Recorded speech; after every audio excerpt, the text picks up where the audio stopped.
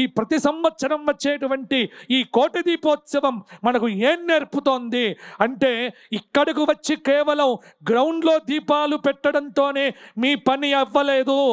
ఈ దీపం అనేటువంటిది వచ్చే సంవత్సరం వరకు కూడా మీ ఇంటిలో కూడా ఇలాగే ఉదయమో సాయంత్రమో ఖచ్చితంగా దీపారాధన చేసి మీ పూజా గదిలో ఆ దివ్యమైనటువంటి ఉపాసన అనుష్ఠానము చక్కటి ఆరాధన అనేటువంటిది చేస్తేనే ధర్మం అనేటువంటిది నిలబడుతుంది తప్ప కేవలంగా ఒక్క ఈ 10 రోజులు మాత్రమే నేను ఇక్కడ కేవలం దీపం పెడతాను, ఇక తర్వాత ఎప్పుడూ పెట్టానంటే కాదు. కోటి దీపోత్సవం యొక్క ఉద్దేశం ఏమిటి అంటే సనాతన ధర్మ ప్రచారము.